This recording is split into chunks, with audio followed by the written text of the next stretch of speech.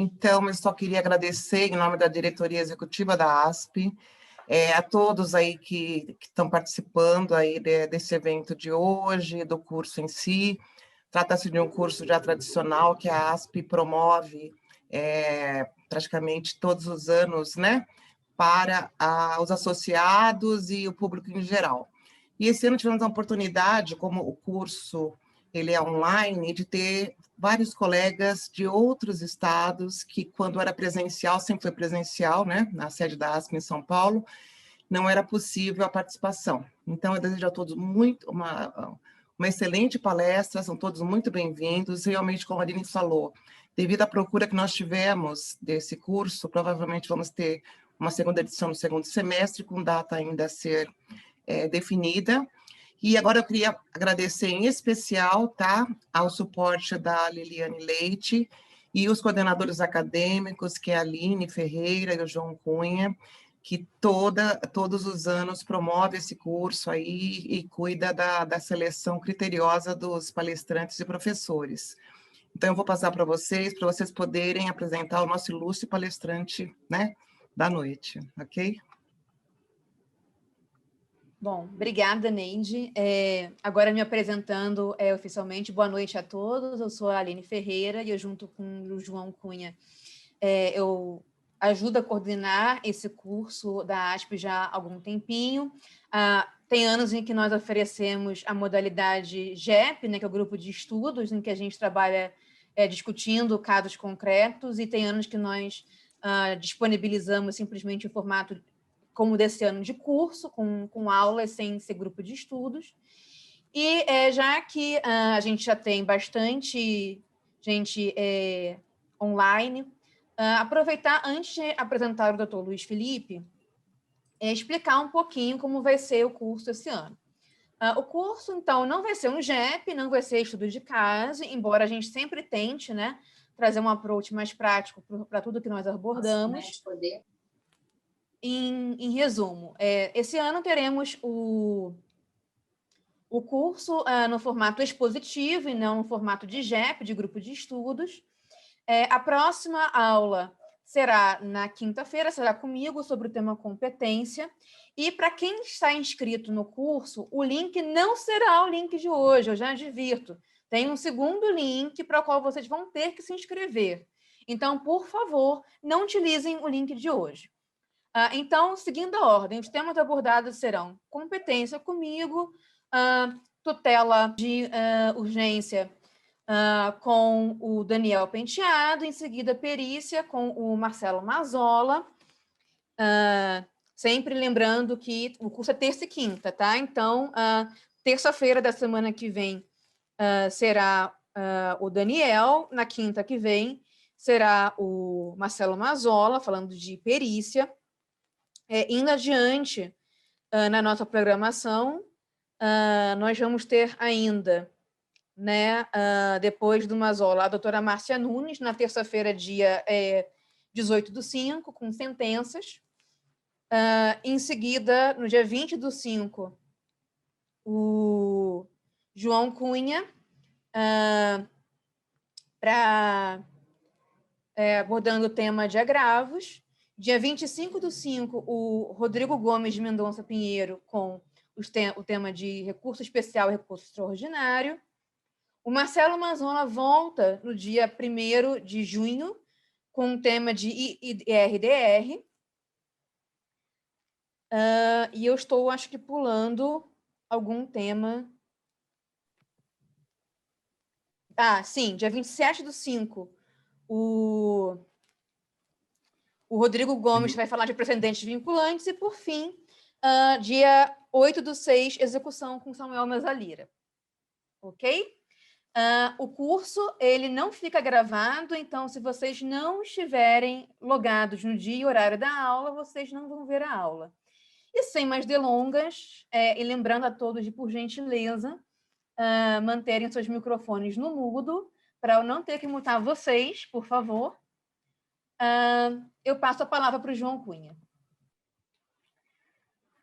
Boa noite a todos. Conheço muitas pessoas que estão aí, então é uma honra, várias presenças ilustres aí. Gostaria muito de agradecer a ASPI mais uma vez pela oportunidade de coordenar esse curso junto com a Aline. Há muitos anos aí que eu faço parte dessa coordenação. É um curso que eu tenho muito carinho aí, muita honra de coordenar. E a gente não poderia inaugurar esse curso da melhor maneira, né, tendo o Dr. Luiz Felipe Ferrari Bedendi aí como nosso palestrante aí dessa aula inaugural, né, com a casa cheia. Então, é uma satisfação muito grande contar com a presença do Dr. Luiz Felipe Ferrari Bedendi. A ideia hoje é muito mais a gente ter um bate-papo, né, aproveitando a presença do Dr. Luiz Felipe, que já o apresentando, né, ele é juiz de direito auxiliar da primeira e da segunda varas empresariais e conflitos relacionados à arbitragem de São Paulo. Então, aqui em São Paulo, né, é um dos juízes em que julga a propriedade industrial, né? Então, a gente, né, pensando aqui nesse formato, seria precioso, né, ter um bate-papo um pouco informal, né, assim, para a gente obter aí atualidades sobre tanto o judiciário, e também matérias de propriedade, sobre a matéria de propriedade intelectual, alguns aspectos polêmicos, né? E o Dr. Luiz Felipe é graduado, né, em Direito pela USP e mestrando em Direito Comercial pela USP e ex-membro da Advocacia Geral da União e, como já disse, é um dos magistrados das varas empresariais aqui de São Paulo. Então, muito bem-vindo, Dr. Luiz Felipe, é uma grande honra contar aí com a presença de Vossa Excelência. Talvez o Dr. Felipe pode falar umas palavras iniciais, a gente começa o nosso bate-papo, né, Aline? Doutor João. Com certeza. Bom, boa noite a todos mais uma vez, agora já tendo se iniciado a nossa conversa. Eu vou chamar de conversa porque exposição fica para os demais encontros que vocês forem ter. Hoje, de fato, vai ser uma conversa. Agradeço a ASPI. Aí, se puderem me tirar uma dúvida, a pronúncia correta da abreviatura é ASPI ou ASPI? Há controvérsias. Bom, tanto faz. No Rio, São Paulo. É a mesma coisa que a Eireli ou Ereli. Ficamos assim, então? Doutor Antônio, Ficamos assim. Doutor Antônio, que é um dos decanos. Não, para os paulistas é ASP, para os cariocas é ASPI. Eu ia perguntar exatamente isso. ASPI. Eu falo ASPI porque se eu falar ASP, ninguém entende o que eu estou falando com o meu sotaque. Então, fica à vontade. Tem uma colidência de marcas com a Associação dos Advogados. Isso, exatamente. Mas isso está superado, já está superado.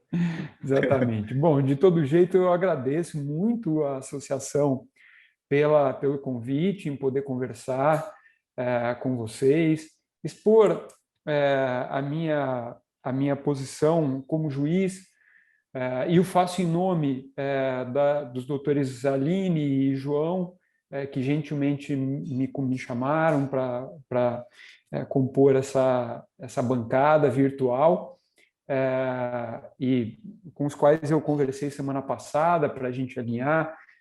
Ambos são advogados atuantes ali nas varas empresariais, excelentes advogados, diga-se de passagem, e, portanto, gostaria de agradecer à associação em nome de ambos, com quem mantive o contato, mas agradeço a todos, a toda a organização.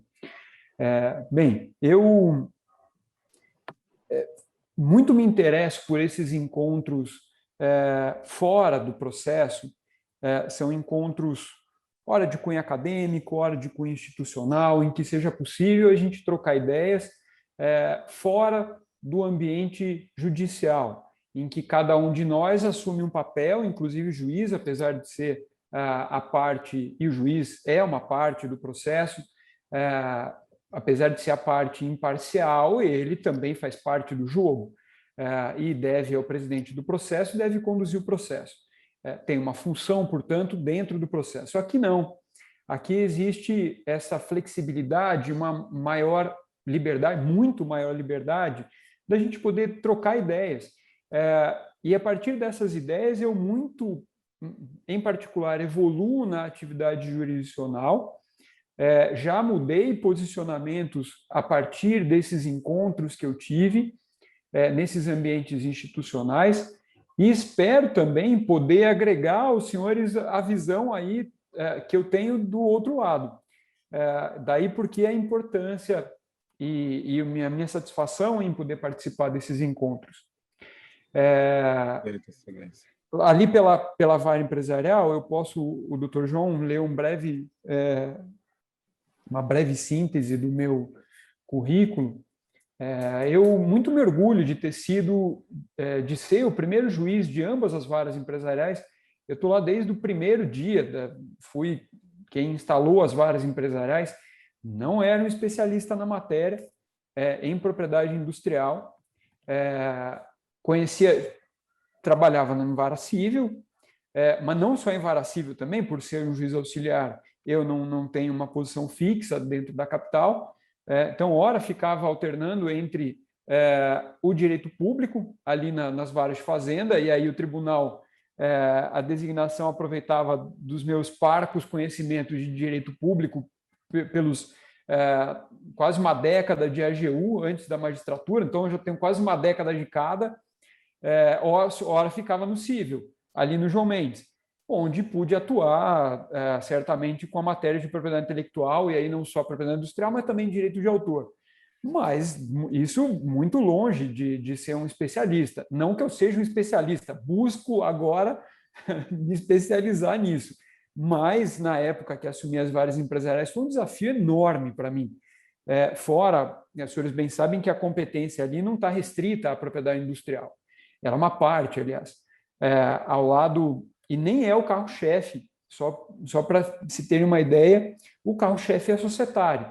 Societário acaba correspondendo, está um pouquinho na frente em estimativa à propriedade industrial, mas o societário acaba pegando qualquer coisa, qualquer discussão de societário. Então, qualquer dissolução de sociedade, seja da grande limitada, seja da padaria da esquina, acaba caindo lá nas varas empresariais. Questões de administração de sociedade, de exclusão de sócio, e por aí vai, alienação de cotas.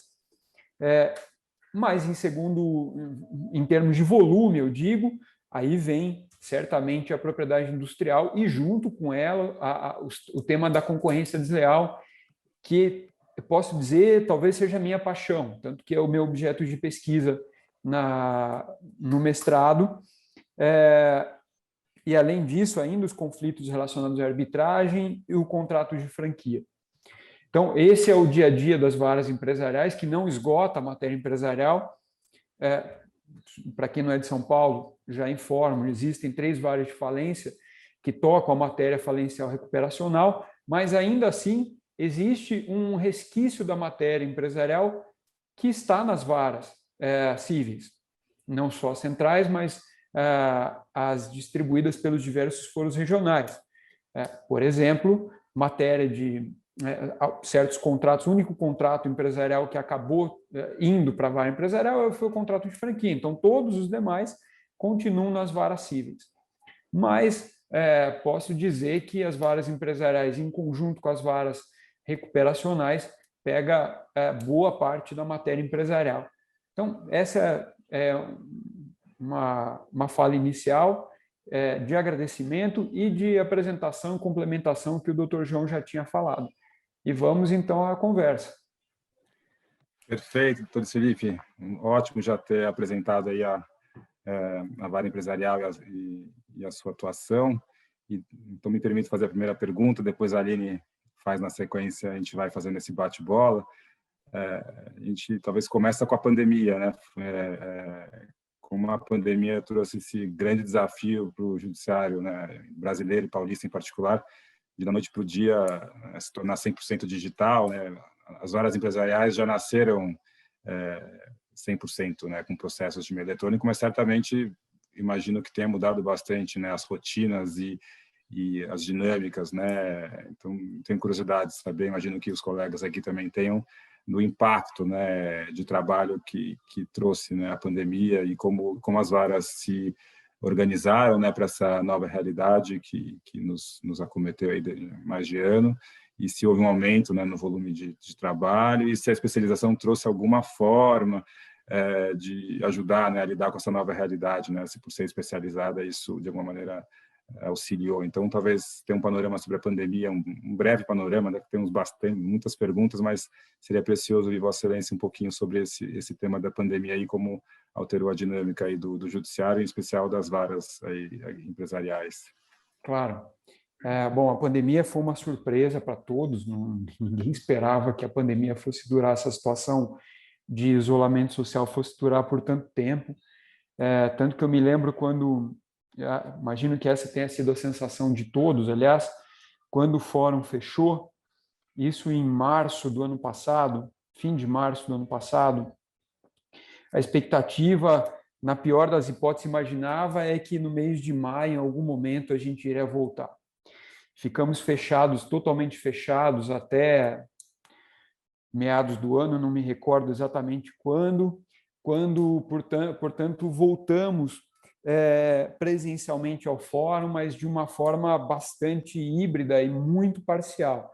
Então, os juízes, por determinação da presidência, se organizaram, tiveram que se organizar para fazer um esquema de rodízio nas varas. Então, as varas especializadas, especificamente as empresariais da capital, as empresariais regionais e as varas de falência, se organizaram para a gente fazer um rodízio entre os juízes, respeitando, portanto, aquele teto de pessoas que poderiam circular no fórum diariamente. Para ser bastante sincero, esse esquema de rodízio ele é ineficaz, em especial ali para as nossas varas, justamente em razão da digitalização, da total virtualização dos processos, dos feitos. Eu vou pedir desculpa de antemão, já se os senhores ouvirem alguma gritaria, são meus filhos, imagino, mas esse é um dos efeitos colaterais, justamente, do isolamento e dos encontros virtuais. Então, eu já peço de antemão desculpas. Bom, mas para a gente, esse rodízio, ele não é... Ele é ineficaz, porque a gente atende os advogados virtualmente, os processos são todos digitais e o cartório das varas empresariais também funciona quase que na sua integralidade virtualmente agora. Então, o cartório abre fisicamente alguns dias do mês para receber objetos físicos, mídias, que ainda necessitam de depósito em cartório, mas no restante do tempo é tudo virtual. Com relação ao volume de trabalho,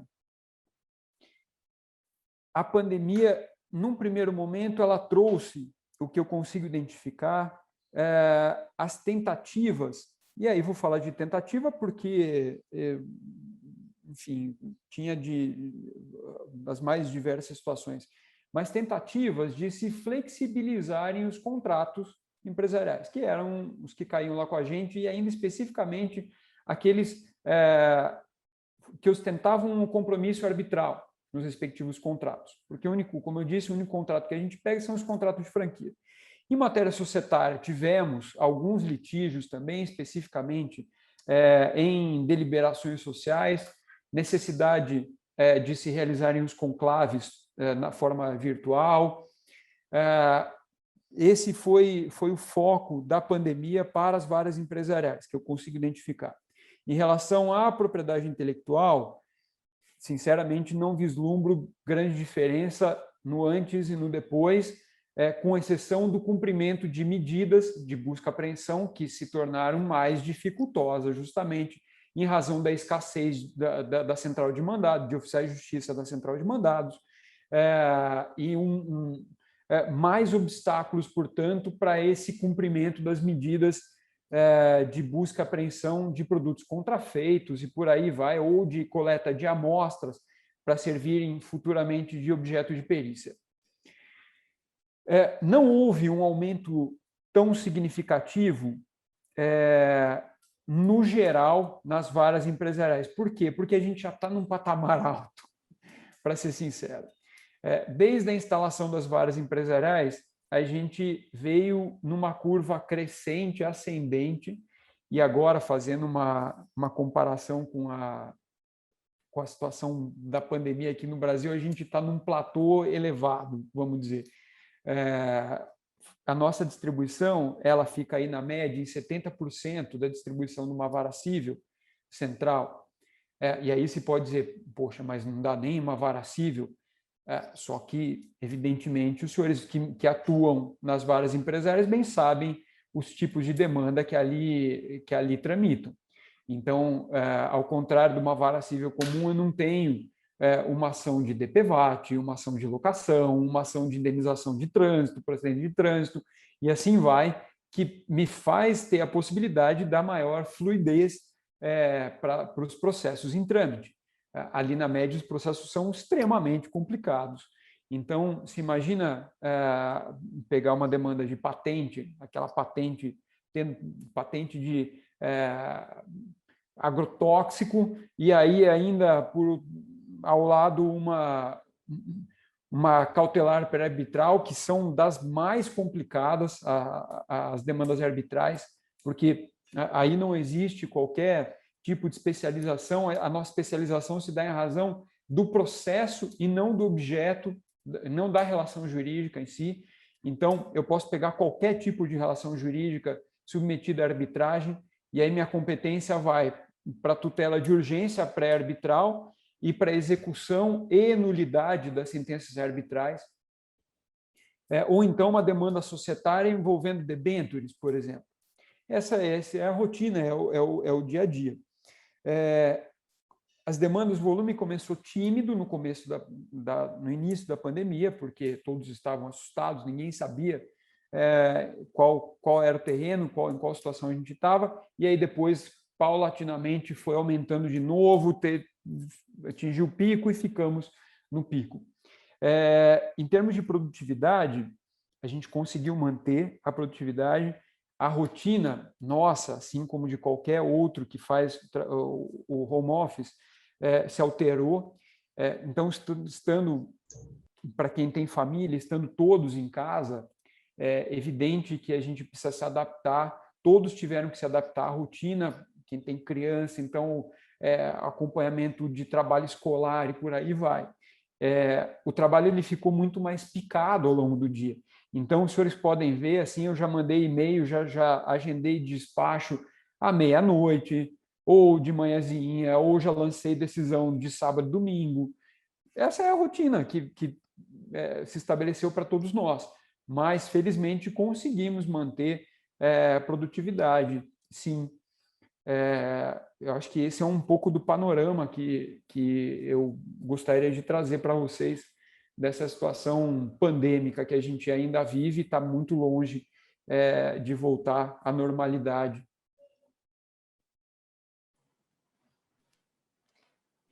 Muito obrigada pela resposta do Dr. Luiz Felipe. E, indo adiante, né, a pandemia, de certa forma, ela adiantou um processo que era meio que inexorável, né, não só de virtualização da justiça, né, o Tribunal de Justiça do Estado de São Paulo publicou um ato dos cartórios 100% virtuais, mas também de mudança, digamos assim, de certos códigos do judiciário e da própria advocacia.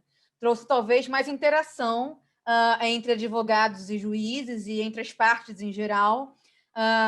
Trouxe também, né, a necessidade e até, eu diria, a imperatividade, né, de se utilizar recursos visuais na hora de se abordar questões jurídicas, porque a pandemia está cansando a todos em todo o mundo.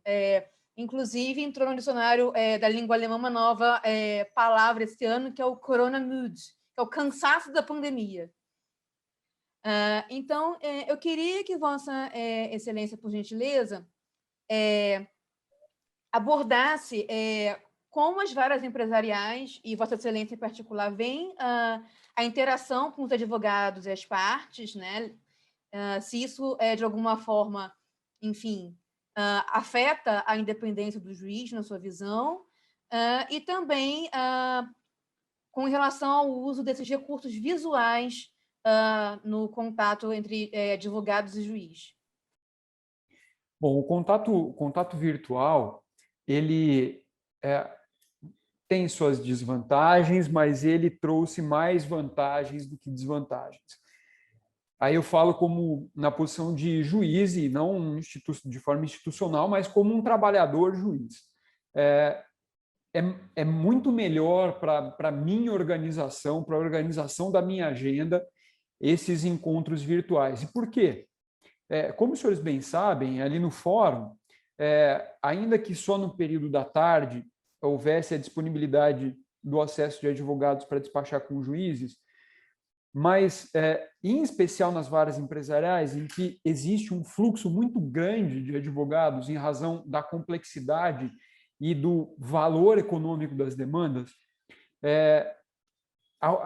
o trabalho ficava muito truncado, no fim das contas, justamente em razão dos muitos atendimentos que eu haveria de realizar. Eu não podia, essa é uma determinação da corregedoria, não é possível que o juiz de primeiro grau, ao contrário dos juízes, dos desembargadores, nós não podemos realizar agendamento de despacho presencialmente no fórum. Isso acabava, por muitos dias, truncando o trabalho, claro. Então, quando se inicia uma elaboração de uma sentença ou de uma decisão, se faz 15 minutos, entra uma pessoa para conversar. Se para, se conversa com a pessoa, depois se volta, mais 15 minutos, entra outra, assim vai. Então, facilitou muito a organização da agenda no dia.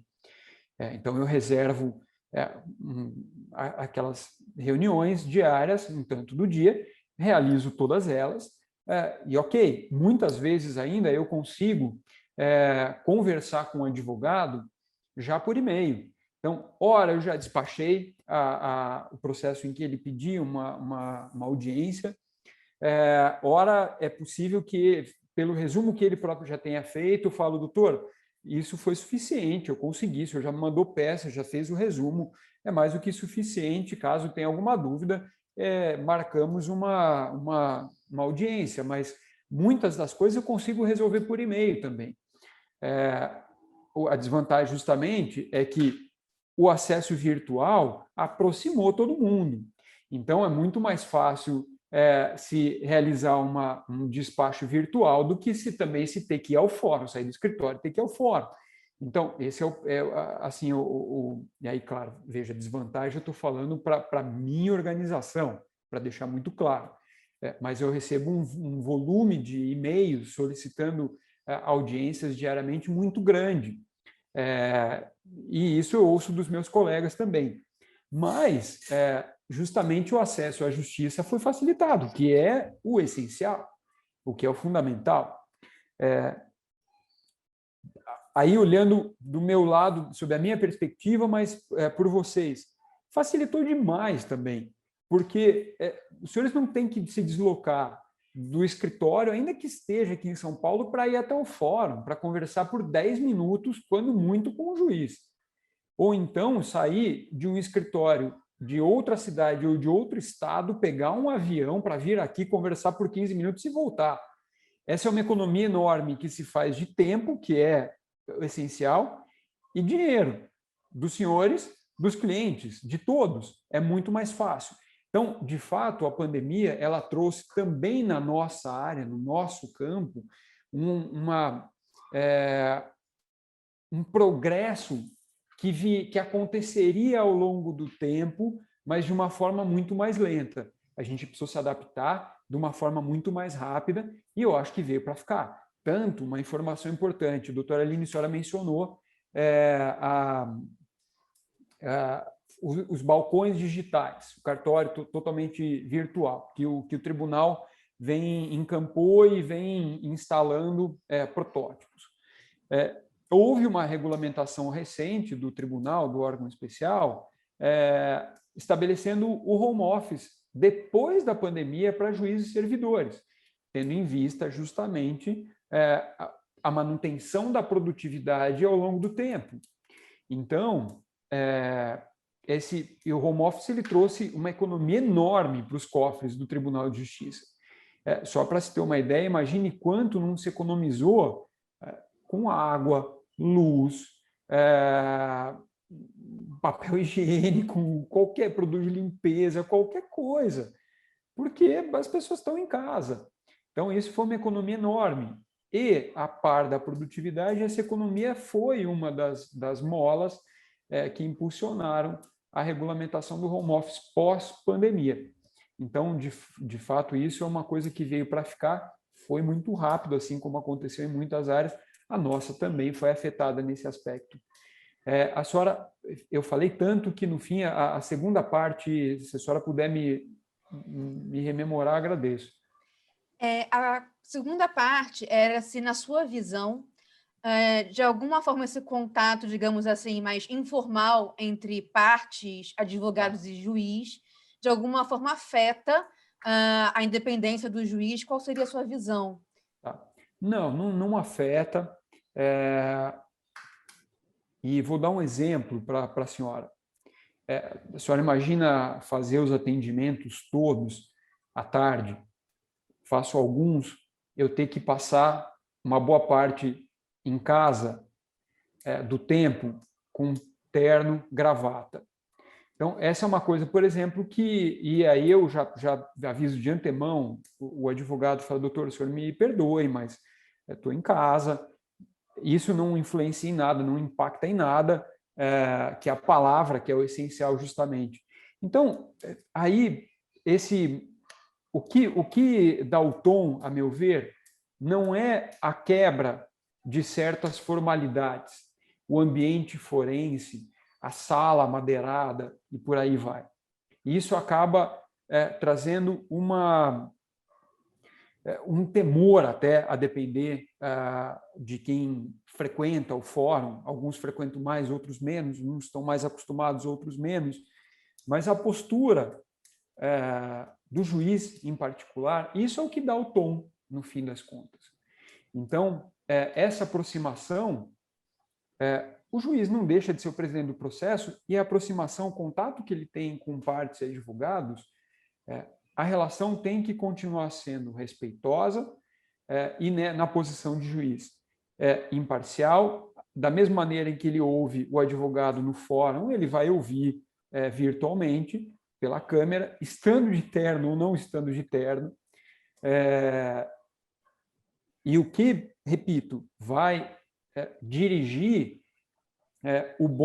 a boa condução do processo é a postura do magistrado. Isso é o essencial. Então, a aproximação, ela tende a ser benéfica. Quando houver a percepção de algum desvio nesse contato, cabe ao juiz colocar a relação no seu devido prumo, novamente, mas isso, assim como acontece também na relação física, pessoal, no fórum. E me lembrei um outro aspecto, se a utilização de recursos visuais facilita muito o processo digital, quando os senhores colocam trechos, então, o recorte de uma cláusula, um esquema, um organograma, e ainda fazem referência ao documento que a folha, que aquela imagem se refere, é o melhor dos mundos. Isso já começou com um processo digital, né? E cada vez mais ele vem ganhando corpo e musculatura, justamente. Então, as petições, elas deixam de ser aquela cola imensa de jurisprudência e transcrições doutrinárias para focar no que se interessa, justamente, que é a narrativa. E aí eu falo, vejo, fui advogado também por muito tempo e agora na posição de juiz. O fundamental numa petição inicial, em especial, ou em qualquer outra petição, é a narrativa fática. Esse é fundamental, uma narrativa fática clara, concisa, com referência aos documentos. Isso é fundamental, é o mais importante numa petição, para que isso consiga prender a atenção do leitor, que no caso é o juiz. Perfeito, excelência. Muito bom ouvir. Acho que essa parte dos recursos visuais eu vejo, né, infográficos, cada vez mais todos usando, acho que é muito bem-vindo aí acabar com essas formalidades excessivas Claro, doutor João, e ainda assim, o que é importante, muitas vezes, que não são raras as vezes, eu pego a imagem, por exemplo, uma cláusula, mas o advogado se esquece de juntar o contrato nos autos. Então, a cláusula vai no corpo da petição, mas o respectivo contrato não acompanha a petição inicial. Claro, por isso que eu digo, é imprescindível que aquele trecho faça referência ao documento, que deve acompanhar, evidentemente, né? Perfeito. Daqui a pouco a gente vai partir para algumas perguntas mais específicas sobre propriedade intelectual, mas a gente ainda nessa temática geral de modernização do judiciário aí, acelerada pela pandemia, também acho que seria legal compartilhar aqui com os colegas como o Tribunal de São Paulo, até o Judiciário tem visto automação, inteligência artificial e uso de tecnologia em geral também para, como acho, ferramentas de produtividade ou até de ajuda na formação da convicção ou até nas decisões. Então, talvez seria interessante também ouvir Vossa Excelência um pouco sobre essa temática, se existem iniciativas aí no Tribunal de São Paulo e um pouco mais o tema de tecnologia, assim, falando mais amplamente, assim, e a minha impressão também acho que o avanço da tecnologia está rápido, mas acho que cada vez mais o juiz vai ter que usar a tecnologia, mas vai ter que também ser mais humano, esse contato que a gente estava mencionando, e acho que está aproximando também, está humanizando mais a relação aí, judiciário, jurisdicionado, então talvez também seria legal ver um pouco nessa temática antes de a gente passar para os assuntos mais de propriedade intelectual. Pois é, doutor João, a tecnologia, ela é ferramenta, né? Ela não é um fim em si mesma. Assim como o processo é uma ferramenta e não um fim em si mesmo. Nossa cultura processualista é extremamente forte, o que acaba deixando, por vezes, a relação direito material em segundo plano até. E aí só fiz um paralelo jurídico com a tecnologia.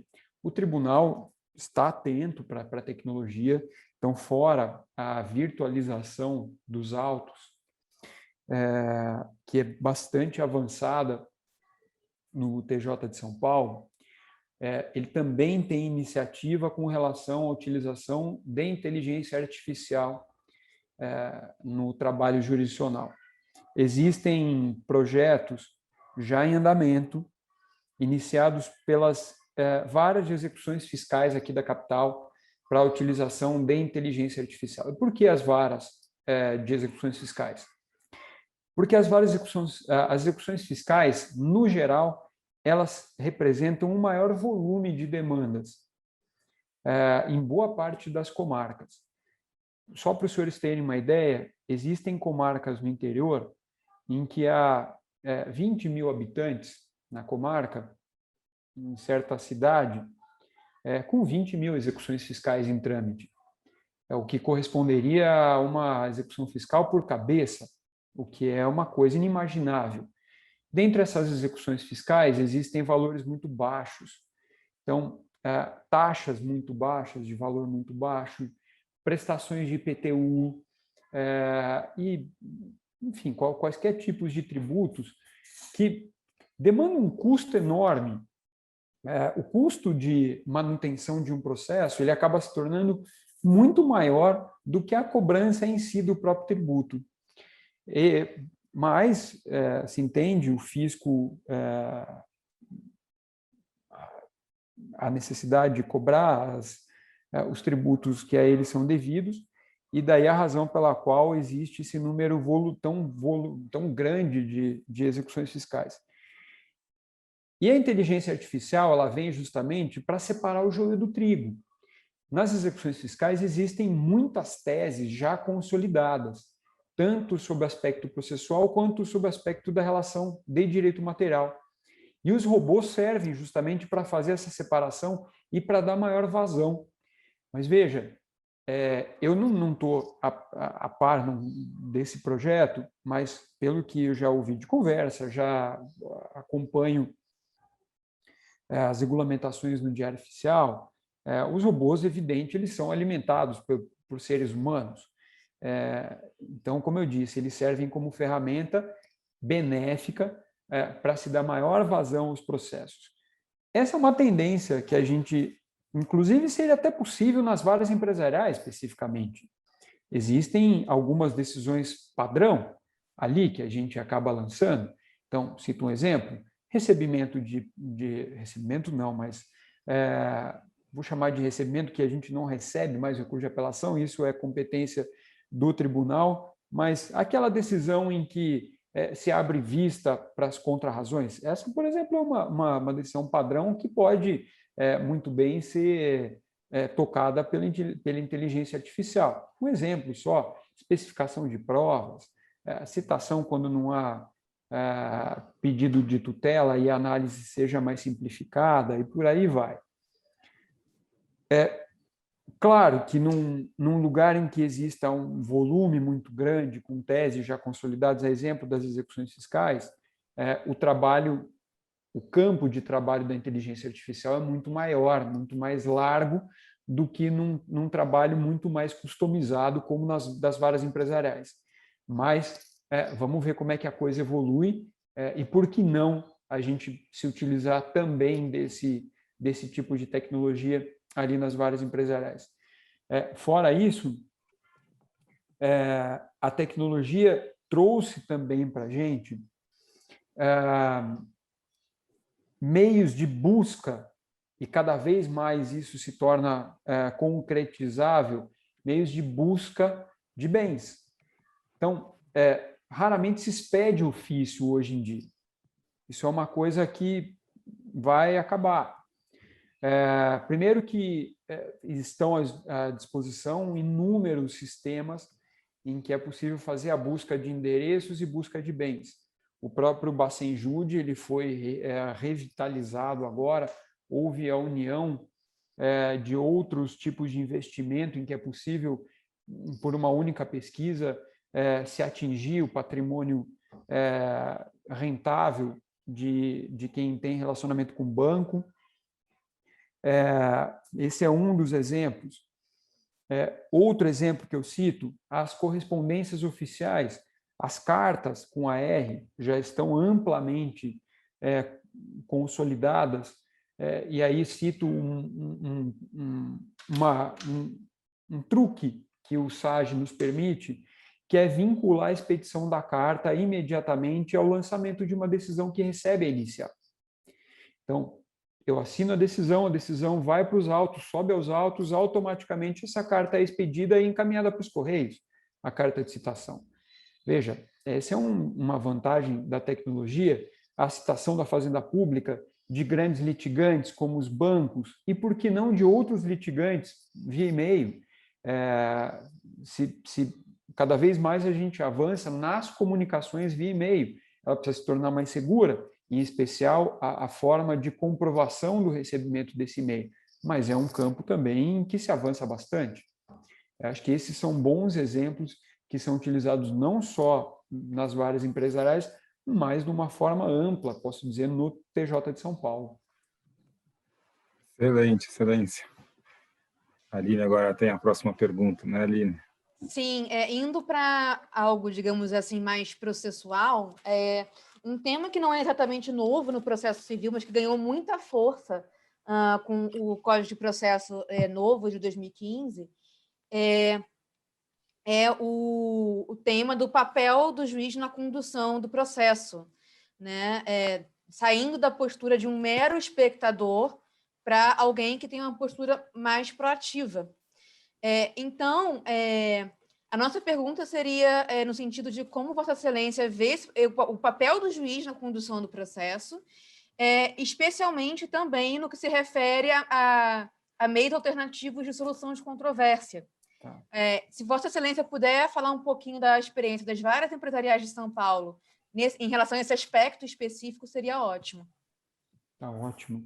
Bom, o juiz, aí eu já até adiantei qual é a minha posição em relação à atuação do magistrado, chamando o juiz de ator processual. Ele sempre foi um ator processual, mas cada vez mais ele assim se configura. Veja, aqui eu não há necessidade de se estabelecer o equilíbrio. O juiz não é um justiceiro, ele não vai incansavelmente em busca de provas, em busca de argumentos, porque se assim o fizer, ele corre o risco de violar a imparcialidade dele. Essa atual posição do juiz, portanto, ela é até bastante tênue, a necessidade de se encontrar o equilíbrio. Mas em que medida isso avança?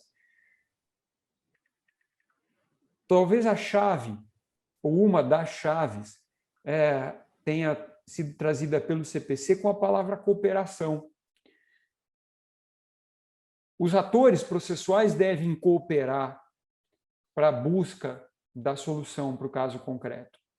Isso se traduz, por exemplo, quando o juiz identifica certo vício processual ou não alegado por qualquer das partes, e ele chama as partes justamente pelos artigos 9 e 10 do CPC para que elas o convençam desse vislumbre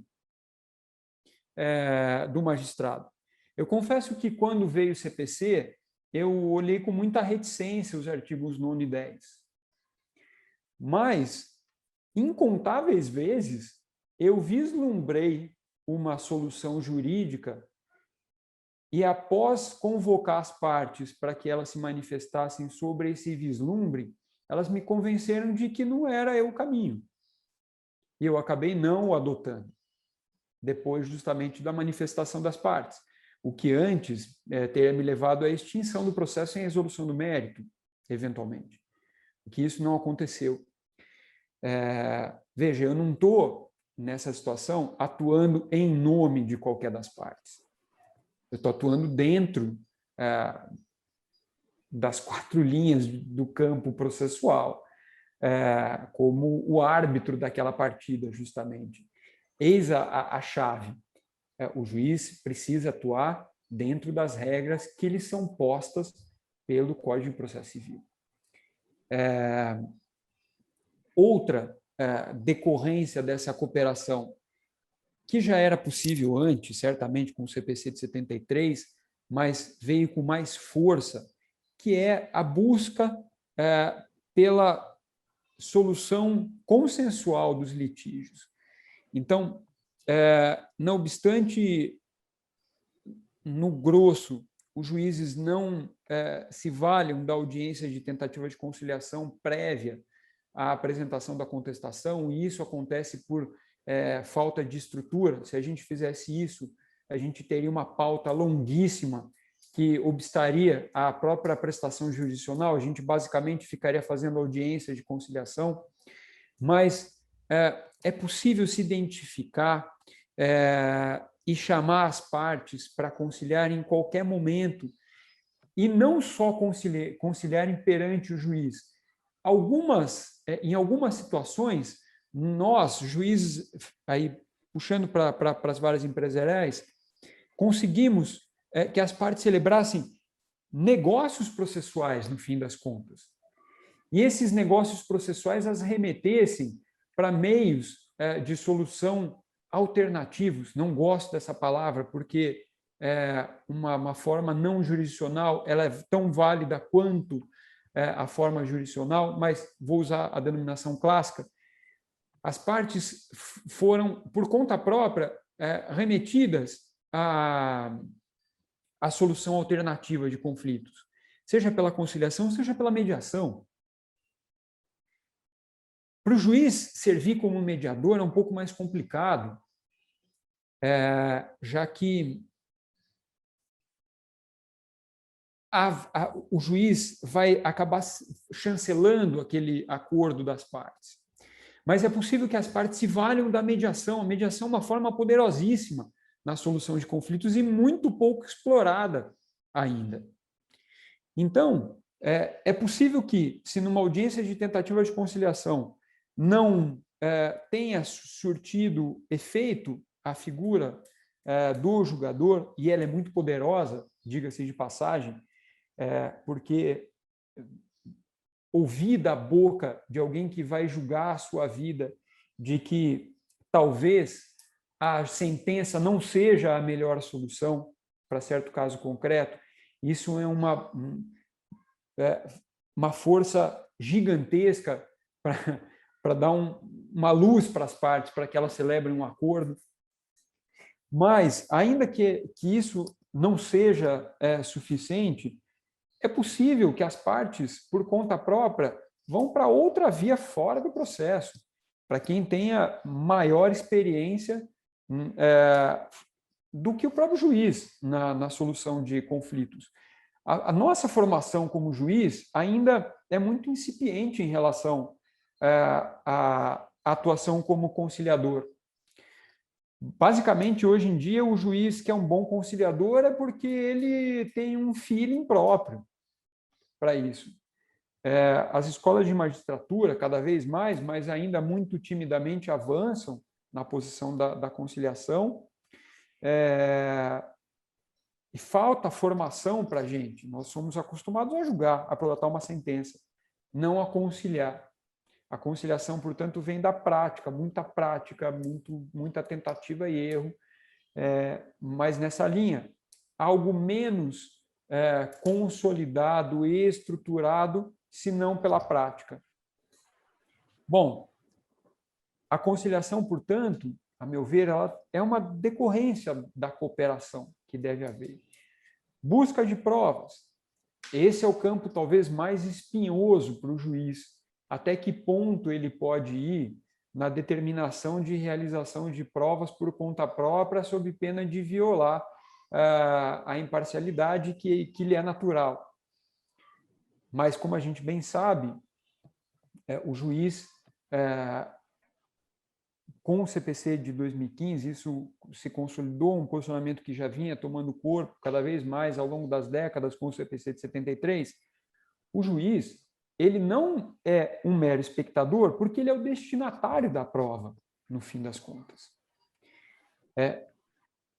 E aí, claro, eu não consigo estabelecer para vocês um regramento, olha, o juiz pode ir até aqui ou tal qual, porque a casuística é muito forte. Então, depende do caso concreto, depende da natureza do interesse, depende da situação do processo, se é uma continuidade de certa prova que já foi requerida pela parte e o juiz determina sua complementação. Vou citar um exemplo para os senhores, um exemplo de prova que não havia sido postulada por qualquer das partes. Mas veja aí como a cooperação é importante, e cooperação aí para a própria formação da convicção. Uma demanda de concorrência desleal muito forte, eu peguei, muito pesada, com agentes econômicos muito grandes. E havia uma regulamentação muito específica, tendo por objeto o mercado financeiro. O que eu fiz, no fim das contas? Eu, por conta própria, chamei a CVM para atuar, não como amicus curiae, mas eu me vali daquela figura do CPC, do técnico.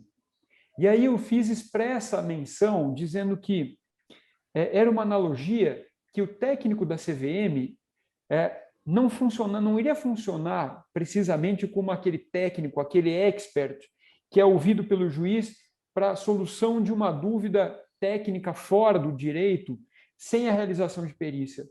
Mas ele iria me apontar justamente as razões pelas quais certa norma técnica da CVM havia sido produzida. E isso era fundamental na lide. E tanto foi fundamental que a CVM não só ingressou no feito, me respondeu o histórico até a formação daquela norma, qual era o escopo e qual era a finalidade para a aprovação daquela norma técnica de mercado de capital, mas ela pediu o ingresso dela como uma espécie de amicus curiae, para acompanhar o feito, tendo em vista justamente os desdobramentos daquela demanda, que iriam impactar o mercado financeiro de uma forma grande, tendo em vista o tamanho dos agentes econômicos envolvidos. Veja, esse tipo de coisa não está previsto no CPC, mas o CPC me permite, dentro da sua conformação, que eu o faça, que eu tome esse tipo de iniciativa. Para essa demanda, quando eu vislumbrei, e aí porque eu digo que é casuística, quando eu vislumbrei que a solução impactaria o mercado como um todo, por que não chamar o agente regulador para ele auxiliar o juízo e acompanhar essa demanda? Isso é totalmente possível em razão da cooperação. Eu não iria produzir prova no interesse de qualquer das partes, mas eu precisava conduzir a demanda tendo em vista o desdobramento socioeconômico que as minhas decisões tomariam. Por isso, o juiz ele é um ator do processo, o destinatário, o receptáculo das provas produzidas, por isso ele não é mero espectador. Mas, repito, a posição que ele assume é muito complicada como ator. Há necessidade de se observar casuisticamente em cada processo até os limites em que ele pode ir. E aí eu vou citar um outro exemplo para os senhores. E aí, para a nossa área, a gente até pode falar um pouquinho depois, mas as demandas envolvendo trade dress. Como os senhores bem sabem, é posicionamento pacífico do STJ que, para se comprovar a violação do trade dress, há necessidade da realização de perícia técnica, desde que o suposto lesado requeira a realização da perícia técnica. Tanto que o acórdão paradigma do STJ foi prolatado num caso em que a parte autora não pediu. O STJ fez as considerações da necessidade, mas manteve a improcedência pela distribuição do ônus probatório justamente em razão da inércia da parte. E é isso que eu digo. Esse foi um exemplo para o outro lado que eu puxei para os senhores. O juiz talvez possa aí estabelecer como um parâmetro, uma régua mínima para qualquer caso. Ele não pode se substituir à atuação da parte. Eu não posso aí atuar como se a prova fosse prolatada no interesse de alguma das partes. E aí, nessas situações do trade dress, quando não há qualquer pedido pela parte autora da realização de perícia, eu julgo improcedente a demanda, porque esse é um interesse disponível, no fim das contas, em que haveria a imprescindibilidade de uma atuação positiva da parte autora, e a qual eu não posso me substituir. Eis aí um limite. Eu não posso aí passar da inércia, enfim, da provocação, para atuar como uma verdadeira parte. Então, tema complicado. Espero ter conseguido transmitir um pouco de qual a minha visão da evolução da posição do juiz no processo ao longo desses anos todos. Para onde caminhamos? Se vai ter um teto para essa atuação jurisdicional? Boa pergunta. Aí é uma coisa que é impossível de se responder atualmente. Aline, acho que até vou inverter aqui, Obrigado, Excelência, pela resposta, e entrando um pouco mais agora nas problemáticas de propriedade intelectual, mas até nessa parte das perícias, ainda já que teve o exemplo da perícia, porque pelo CPC também agora, né, e tem o cadastro, né, dos peritos ali tem um banco de dados, né, com currículos de peritos, e o quanto que seria obrigatório, né, o uso desse banco de dados para indicação do expert para o juiz, né, em caso de patentes. A gente, como você já disse, também tem às vezes patentes envolvendo agrotóxico, ou farmacêuticas, ou telecomunicações, né, e às vezes são perfis super específicos e eventualmente, né, provavelmente talvez não tenha no banco de dados ali do TJ com perfil, né? Então, o quanto que o juiz poderia,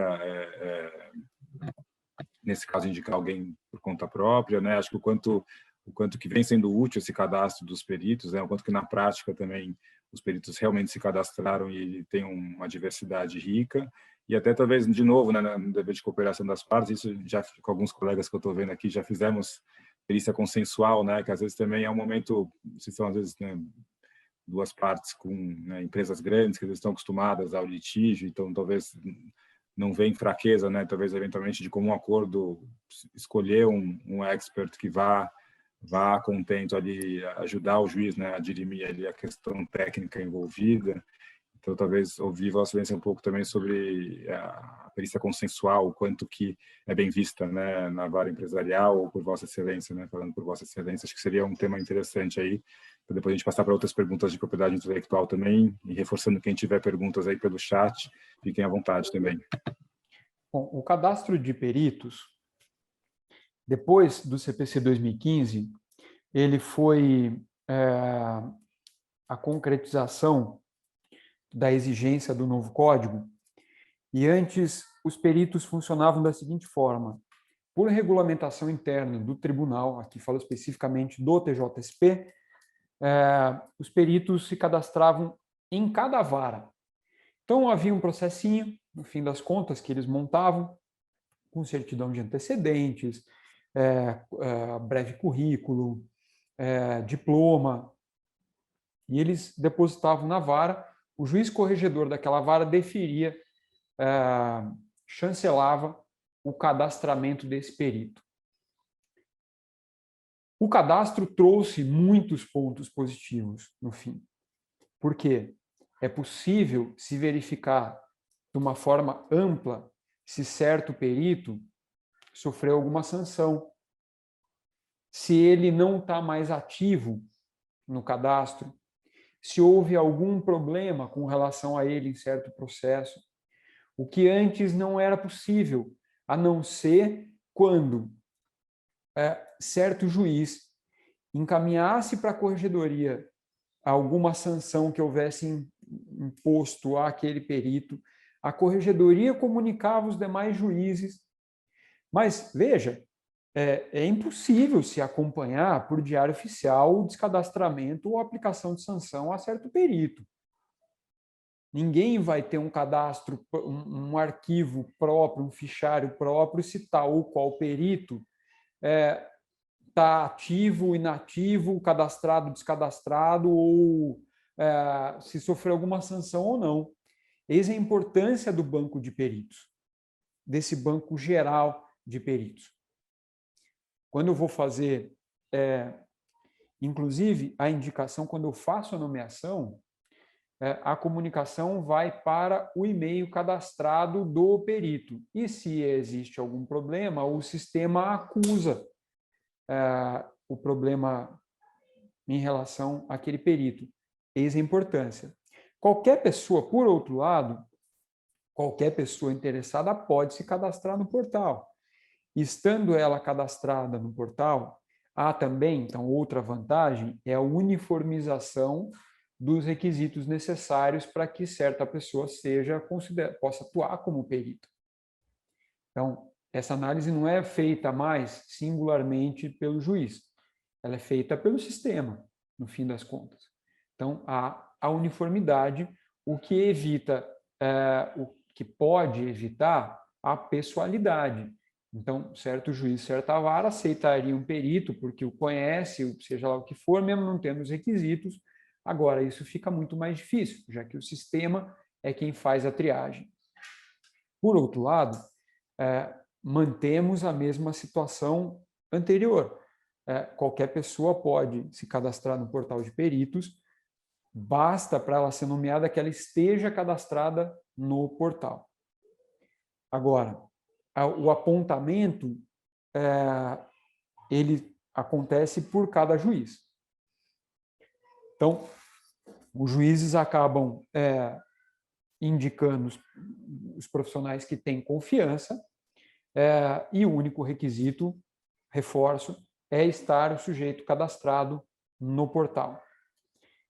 Para a área especificamente de propriedade industrial, isso até é debate de um outro grupo de estudos que eu participo dentro do tribunal, como a gente pode evoluir, no fim das contas, tendo um quadro maior de peritos pela especialização.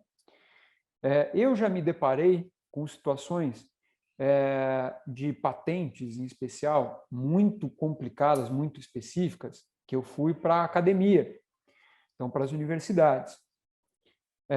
O ponto negativo, o sujeito pode entender muito, mas é possível que ele não tenha feito uma perícia ainda. Então, ele seja um neófito na área pericial, não obstante ele entenda muito do objeto da perícia. O que, venhamos e convenhamos, é o ponto principal. O sujeito tem que entender do objeto periciando, né? A formatação da perícia, isso o processo vai se conduzindo. Claro que um sujeito que tem qualificação também como perito e é especialista na matéria, o processo sai muito mais redondo. Mas o mais importante é o conhecimento, o amplo conhecimento dele na matéria específica do objeto a ser periciado. Mas, agora com especialização, talvez seja esse um ponto que a gente precise avançar, porque em certas demandas a perícia ela é ponto fundamental da solução do litígio. Daí porque aí eu puxo o outro gancho que o senhor falou, doutor João, que é da perícia consensual. Ela é sensacional, no fim das contas. Aí alguém há de argumentar, não, mas é possível que no fim o processo seja um instrumento de fraude. Veja, é difícil aí se partir sempre do pressuposto de que a fraude vem primeiro e a boa-fé em segundo. É possível que isso aconteça? Sim, é possível que isso aconteça. Os senhores mesmos já atuaram em diversos processos em que o processo serviu como uma ferramenta de potencial fraude. Mas não é a regra essa. E quando dois atores resolvem se acertar para indicar um perito que seja da confiança de ambos, essa decisão tem que ser absolutamente prestigiada no fim das contas. Venhamos e convenhamos que dessa confluência de interesses se extrai mais legitimidade do que um perito nomeado pelo próprio juiz. Claro, o juiz aí, ainda que seja um sujeito apontado por ambas as partes, uma análise mínima há de ser feita. Então, vou citar um exemplo. Temos aí por objeto a ser periciado um processo de medicamento e as partes indicam, vamos supor, um contador. Tá? Aí, claro, o juiz vai instar, você pode falar, escuta, mas talvez não seja esse o melhor especialista. Se vocês têm certeza que querem um contador para fazer análise química de um produto, acho que não vai surtir muito efeito. Mas também isso não é muito difícil de acontecer. E esse especialista que é indicado pelas partes, como eu disse, ele pode extrair maior legitimidade do que o próprio perito, do que o próprio expert nomeado pelo juiz. E eu, confesso, tenho me valido muito da experiência acadêmica e tenho ido bastante para as universidades buscar auxílio desses profissionais. Consegui responder, doutor João? Super, muito, muito claramente. Até, Aline, antes de passar a pergunta para você, talvez como tem a Adriana Ilha aqui, né, que advoga lá no Rio Grande do Sul e acompanha um processo lá e está sendo questionada a possibilidade de um advogado especialista em propriedade intelectual, com notório conhecimento em propriedade intelectual, ser nomeado em processo envolvendo violação de patentes. Qual seria o posicionamento do doutor Luiz Felipe sobre esse tema? Aí esse também tem alguns advogados aqui também que às vezes se valem aí o advogado se vale de um especialista junto com ele, né, que aí ele une o conhecimento de propriedade intelectual e o profissional a parte técnica, mas queria ouvir Vossa Excelência. Esse é um tema um pouquinho complicado, e aí falo também uma posição pessoal minha, eu prefiro nomear o especialista já. Então, é possível que o perito ele se arvore no enquadramento jurídico dos institutos, do resultado da obra dele? Sim, é possível, bem possível, totalmente. Mas aí cabe a mim filtrar. Então, o enquadramento jurídico, quem vai dar vai ser o juiz, no fim das contas. Eu preciso saber, e aí especificamente no campo patentário, houve violação da carta patente, no fim das contas, sim ou não? Sim ou não? E aí eu preciso da técnica que é objeto daquela patente, daquela invenção, ou modelo de utilidade. É isso que eu preciso. Então, é por isso que eu prefiro nomear já diretamente o profissional, o expert, o químico, o engenheiro mecânico, o engenheiro elétrico e por aí vai. Perfeito. Registrar aqui muita honra, doutora Márcia, a juíza federal também está aqui entre os participantes. Doutora Márcia, boa noite. Abraço para a doutora Márcia. Márcia, conheci a Márcia ano passado, hoje. Grande juíza lá do Rio de Janeiro. Prazer tê-la aqui. Sim, muito atuante em todos os nossos cursos aí. Tudo bom, Márcia, tudo tranquilo. Doutora muito Márcia bom ter você aqui, é uma honra. Todos os eventos. Aline, passa a bola para você. Sim, indo para temas polêmicos, né? Já que a gente entrou na polêmica do perito advogado, né? Um outro tema que é bastante polêmico, mas esse tema nós sabemos que não é de processo, tá? Não precisa escrever no chat que prescrição não é um tema processual, sabemos disso. Mas isso interfere, obviamente, na estratégia judicial do advogado. Então, tendo em vista, especialmente, alguns julgados recentes do STJ, nós gostaríamos de perguntar para o doutor Luiz Felipe qual é a posição dele no que se refere ao prazo prescricional das ações de infração. Se o prazo ele se renova geralmente conforme a infração vai se mantendo no tempo ou se não, haveria um outro prazo. Nossa, doutora Aline, esse tema não é nem polêmico, eu diria, ele é indeciso.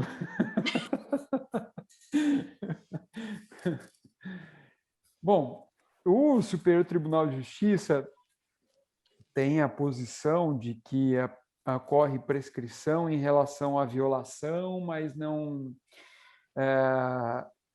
e aí se observaria o princípio da accionata em relação à violação, então se conta da primeira ciência que se teve, da contrafação, mas isso não se aplicaria para os efeitos patrimoniais da infração. Eu tenho aplicado, enfim, esse posicionamento, e aí até se houver mudança, porque faz algum tempo que eu não tenho que enfrentar a fundo o tema da prescrição nas minhas sentenças, às vezes a jurisprudência, com todo respeito, claro, dos colegas do Superior Tribunal de Justiça muda com tanta velocidade que fica difícil de sempre acompanhar. Então, se houver alguma mudança nesse posicionamento, até me informem, por favor, já que essa é uma troca de ideias. É complicado, de fato, se tomar a renovação perpétua e contínua das infrações, sem que haja qualquer prescrição. E aí me valho de expressão do Supremo Tribunal Federal, quando já apreciou o tema da imprescritibilidade lá contra o Estado, no sentido de que usou a expressão espada de Damocles, que é algo que ficaria sempre no pescoço das pessoas ad eterno. Então, de fato, eu, com relação aos atos infracionais, eu particularmente sou da posição que há necessidade de haver a prescrição. E entendo também o lado da renovação continuada dos efeitos patrimoniais. Porque, no fim das contas, já que uma prescreve, o sujeito que continuaria a praticar atos de contrafação, ele ficaria, portanto, a partir de certo ponto, isento de qualquer responsabilidade na esfera civil. Por quê? O ato infracional já está prescrito e os efeitos patrimoniais também. Então, eu vejo essa renovação dos efeitos patrimoniais como uma forma até de se compensar por algo que já está prescrito. O que, por outro lado, também das contas, pode configurar algo como anacrônico, assim. Então, se não existe mais ato ilícito, haveria uma obrigação natural daí decorrente, porque já teria incidido a prescrição, mas essa obrigação nem tão natural porque existe a responsabilização coercitiva daqueles efeitos de um ato que não surtiria mais efeitos patrimoniais. Eis o ponto do negócio complicado, que eu acho. Mas eu sigo a posição da STJ. Talvez, se seguir muito a ferro e fogo essa violação continuada, a questão de segurança jurídica pode ficar comprometido, né? Acho que tem que ser uma visão bem caso a caso. Mas, doutor João, você concorda também que essa continuidade dos efeitos patrimoniais também é uma coisa complicada, né? Sim, sim, sim, sem dúvida. É um tema bem, como você falou, oscilante, né? Percebe-se também tentar achar uma fórmula geral em casos tão distintos, pelo menos no escritório tem casos muito distintos que às vezes você pode realmente, né, um ato que é repetível e eventualmente você pode enquadrar bem ali, né, desde o Ponce de Miranda, que já trazia bem essa tese da violação continuada, mas tem alguns casos que eventualmente são terceiros que estão expondo à venda e o próprio titular não sequer faz mais, e eu vejo decisões do STJ aplicando a violação continuada um pouco de maneira muito indistinta e pode aí, né, dependendo do caso, acarretar uma questão de segurança jurídica e exatamente forte, né? Prescritibilidade na prática, e aí pessoas que tiveram o ato em 2005 praticado, ali o ato suposto ilícito, em 2020 iniciando, ou 2021 agora iniciando o caso, né, tem efeitos até perversos de atualização, né, quando você vai atualizar vira um monstro, uma indenização que às vezes nem era tão alta, então, isso ele pode estar se beneficiando, né, deixar bastante tempo para depois vir buscar e se beneficiar de uma quantia muito maior, né? Então, assim, claro só que distorcendo um pouco, mas tem que ser visto caso a caso, assim, com muito cuidado, né?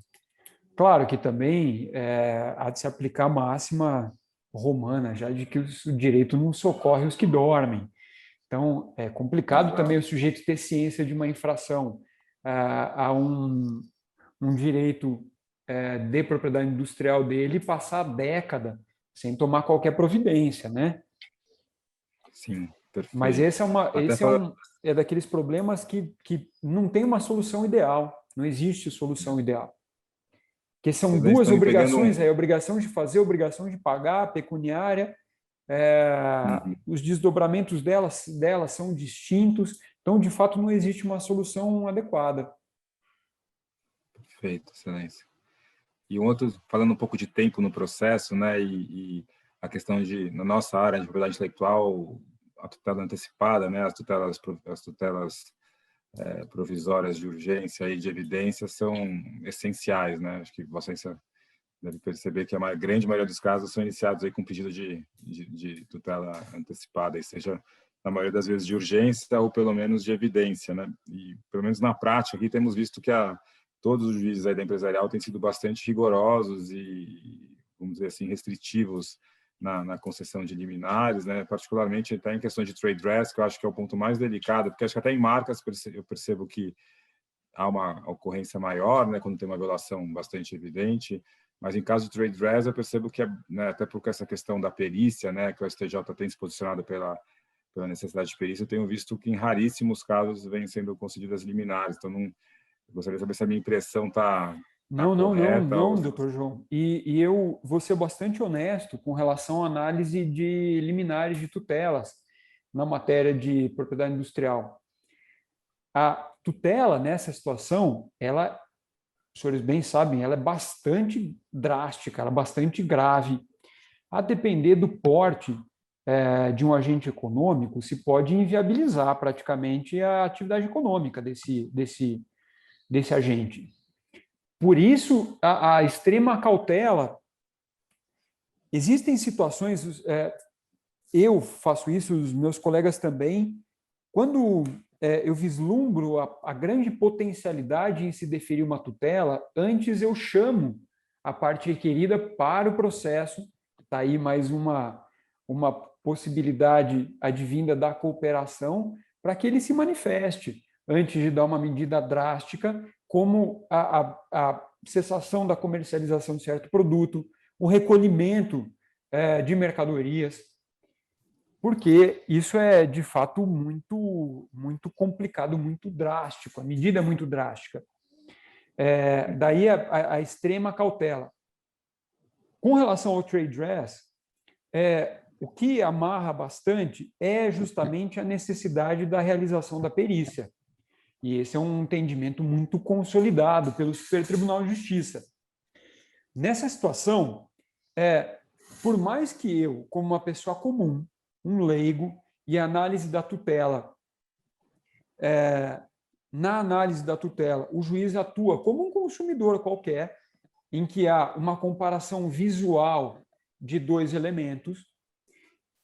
Por mais que eu perceba, na minha ingenuidade ignorante, de que tal ou qual produto são semelhantes, a necessária realização de perícia numa etapa subsequente do processo torna improvável o direito. Se obrigatoriamente, que eu uso a palavra obrigatória, claro que depende da postura da parte autora, repito, nessa matéria, mas se há necessidade da produção de prova para comprovação do direito, fica complicado eu deferir liminarmente, sem a produção daquela prova, o direito. Então, a probabilidade se torna fraca, justamente, por mais que eu, repito, na minha ignorância, entenda que são semelhantes. Então, a sua visão não é equivocada, não. A gente atua com bastante cautela nessa matéria de liminar. Talvez acho que é a mais sensível dentre as matérias, mais do que o societário, em tutela antecipada, tutela de urgência, a propriedade industrial. Perfeito. A Aline tem uma pergunta, depois o doutor Antônio Ritt quer também fazer uma pergunta aí pela câmera. Bom, só fazer um rápido comentário sobre a resposta do doutor Luiz Felipe. Quando a gente estava fazendo, enfim, o roteiro para esse encontro, eu até comentei de um caso que eu trabalhei, que também tinha uma patente equivalente na Inglaterra, que o juiz na Inglaterra, antes de decidir se ia deferir a liminar ou não, ele fez uma audiência ouvindo as partes e ouvindo também peritos trazidos pelas partes, e essa audiência, no final, acabou levando 4 dias. E isso é inviável na justiça brasileira. Então, é muito justificável, realmente, em alguns casos, talvez maior rigor antes de conceder tutela de urgência, até pela questão do contraditório, né, da outra parte. Mas claro, doutora Aline, só para assim complementar, veja, não é que com isso eu não quero dizer que eu só olhe para o lado da parte requerida. O titular de um direito marcário ou patentário, ele também está sendo constantemente prejudicado, é evidente. Tanto que aí eu faço uma importante diferenciação, que eu tenho costumado falar bastante nas exposições que eu faço, que é a diferença entre a contrafação grosseira, que é aquela que a gente chama de pirataria, com a contrafação mais sofisticada, que é aquela, no fim das contas, que acrescenta, retira ou modifica elementos da marca ou da patente ou do trade dress, seja lá o que for, de uma forma mais sutil e que ponham em dúvida a convicção do julgador. Então, na primeira situação, em que há a contrafação grosseira, visível, a medida é diferente, ela é drástica desde o começo, não há dúvida. E não só aí a dúvida vem da comparação visual entre os produtos, mas vem das circunstâncias. Ausência de nota fiscal de compra, aquelas maquininhas, o canhoto remete a um terceiro qualquer, que não é o titular do estabelecimento, o local em que é vendido, um laudo que é feito, o preço, evidentemente. Tudo isso compõe a formação do convencimento para já se dar uma medida drástica logo de cara, além do visual, claro. Mas isso, numa contrafação mais sofisticada, não é possível. Então, como, por exemplo, em que são levadas a mim duas fórmulas de medicamentos, em que a alegação da violação de certa patente de invenção, e aí a parte autora diz: existe aqui na cadeia de carbono X a cópia, a minha patente está sob essa cadeia de carbono. E aqui da parte requerida, na outra farmacêutica, o senhor verifica que aqui, pela estrutura ali da molécula cheia das ligações de carbono, é a mesma, está aqui. Imagina, eu não tenho a menor condição em falar que o carbono é o mesmo. Então, nessa situação, é claro que vai haver necessidade de perícia, mas eu não estou descuidando aí dos direitos que estão a ser violados, né? Aí é uma questão puramente de probabilidade do direito mesmo.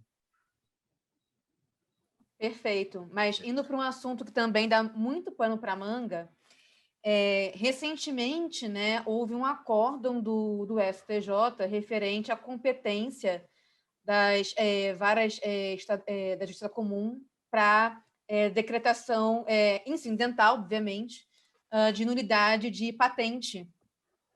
E isso representou uma modificação substancial no entendimento anterior.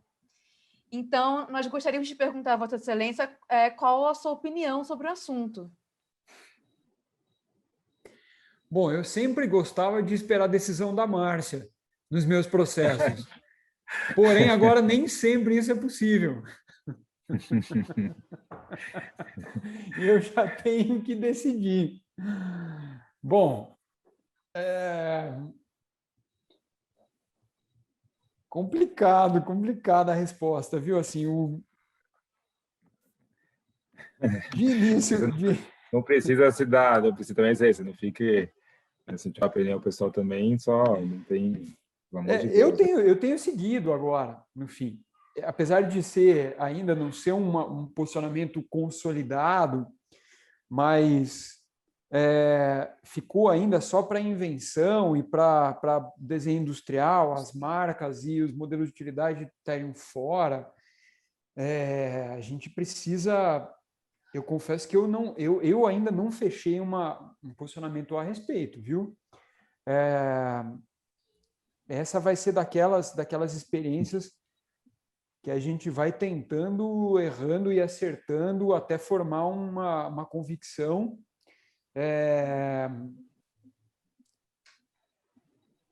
Por um lado, mais uma vez, a gente tem os pontos positivos e os pontos negativos. Ponto positivo: o INPI, às vezes, apesar de ser autarquia especializada, mas erra também, evidente.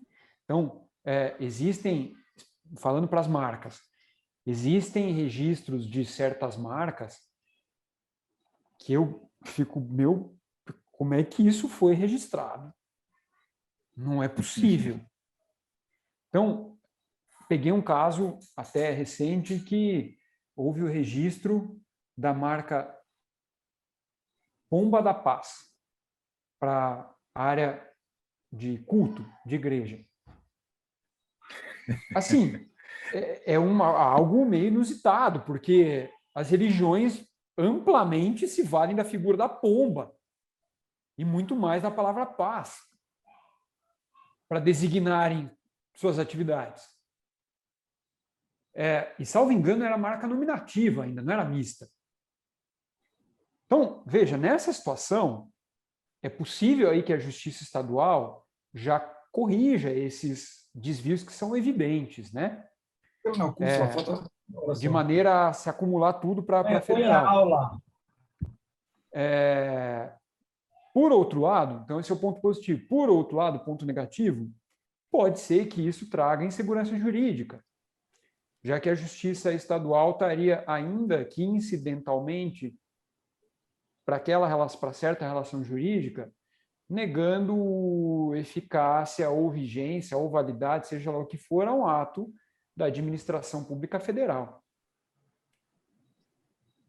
Eis, então, o que me deixa aí ainda nessa balança. Que eu confesso que a posição é recente, eu acho que a gente vai precisar de um pouco mais de tempo para depurar uma convicção mais forte. Só respeitando o tempo de todos, já completamos agora meia hora, mas só para contar uma anedota muito rápida que ilustra a questão também do dilema do tempo, né? Numa situação dessas. Posso falar só um minutinho? Claro, por favor.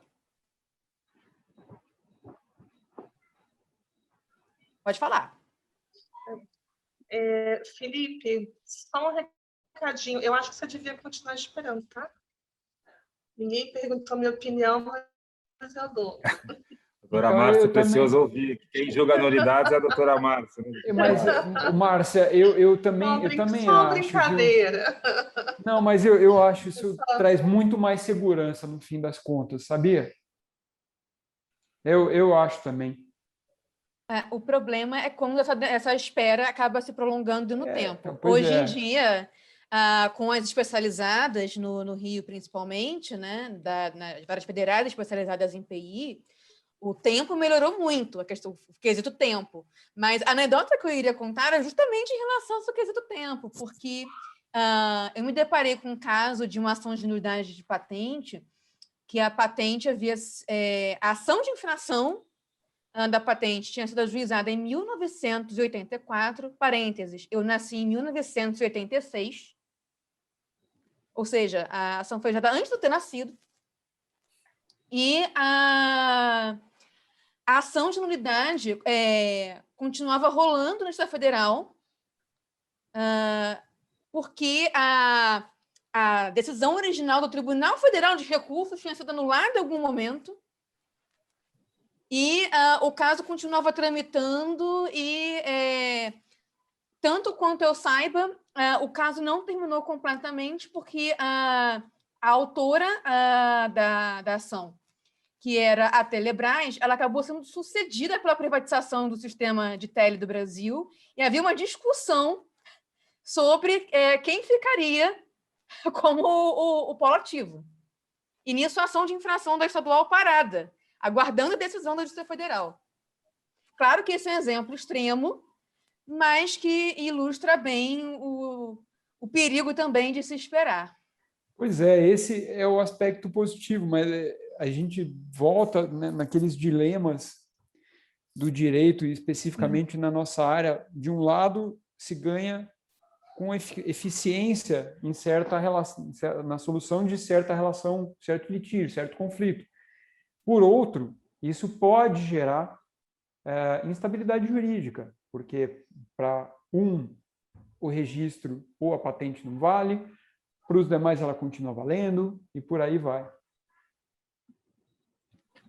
Doutor Antônio, gostaria de fazer a pergunta. Obrigado pelo interesse. Não, a Aline levantou a questão que eu exatamente ia levantar, essa questão dessa decisão, acho que de outubro, eu estou com ela aqui na tela também, do ministro Paulo Sanseverino, né? Eu só queria, enfim, primeiro, você me chamou de decano, eu não sou decano, não. Tem o doutor Clóvis Silveira, que está aí, que é muito mais antigo. Mas Clóvis, Elizabeth. Trazer sobre esse assunto, assim, a experiência que a gente tem, o tempo... Veja, a questão da possibilidade de se apreciar a nulidade de forma incidental nas ações de abstenção, isso era jurisprudência pacífica do Tribunal de Justiça de São Paulo e era esmagadora a jurisprudência do Tribunal de Justiça de São Paulo. Quer dizer, o Tribunal de Justiça de São Paulo sempre foi no sentido da possibilidade de se apreciar a nulidade de forma incidental e que valeria apenas entre as partes, por expressa disposição da lei do CPI anterior, e hoje na lei nós temos uma disposição expressa também. Aí sim vieram algumas decisões do STJ que, se vocês pesquisarem e analisarem com calma, muitas delas estavam tratando de marcas. E aí colocavam no bojo da questão marcas e patentes. E aí o STJ começou a ir nessa linha. Assim, a minha opinião, essa decisão do STJ agora de outubro, para mim, ela restabelece o que está na lei, porque a lei é expressa no sentido de que o réu poderá arguir a nulidade como matéria de defesa, né? Mas isso só trazendo esse histórico, porque essa matéria era a jurisprudência pacificada do Tribunal de Justiça de São Paulo. E a lei manteve o que a lei anterior tinha, que era também essa previsão. Eu sei que a doutora Márcia, talvez não vamos... Mas a doutora Márcia participou das jornadas lá no STJ sobre direito empresarial, acho que participei junto com a doutora Márcia. Esse assunto também foi debatido ali, e, enfim, mas acabou, acho que não saindo um enunciado, mas só para recordar esse histórico. Quer dizer, na minha opinião, essa decisão do STJ restabelece a prevalência do artigo 57 da LPI, né? Senão, nós temos que revogar o artigo 57 da lei, porque a lei é expressa.